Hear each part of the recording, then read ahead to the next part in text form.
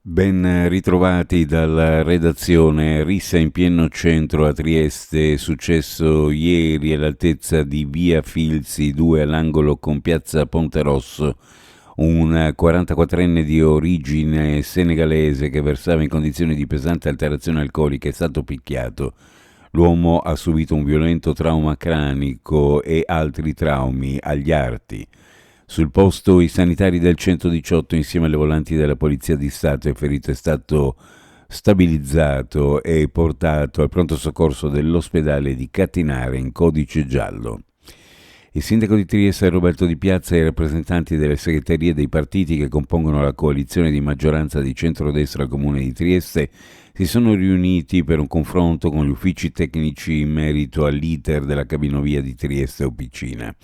Le possibilità di azione sono differenti e il confronto sul piano tecnico-giuridico è in corso anche con gli uffici della Regione Friuli Venezia Giulia. La maggioranza di centrodestra, analizzate le diverse opzioni, si è dichiarata unita sull'azione che si deciderà di intraprendere, lo riporta una nota diffusa dal Comune di Trieste.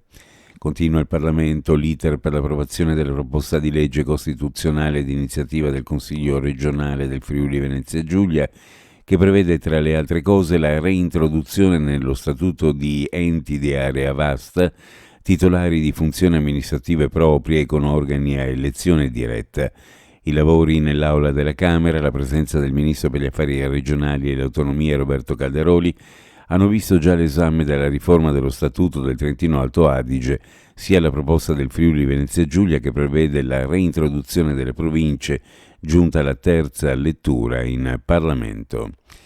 Sport basket, prima delusione europea per la Pallacanestro Trieste, fermata a Würzburg al termine di un match segnato da tanti errori. Trieste bagna con una sconfitta al suo ritorno in Europa, lasciando alla TecTake Arena i primi punti di questa Basketball Champions League. Uno sguardo alle previsioni meteorologiche per la giornata odierna.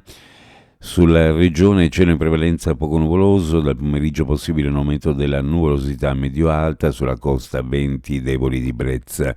Per quanto riguarda le temperature minime in pianura fra 5 e 8 gradi, sulla costa fra 10 e 13, massime ovunque fra 19 e 22 gradi centigradi. Previsioni a cura di ARPA e FVG Meteo. Ed è tutto per il momento con l'informazione, grazie per averci seguito, a più tardi.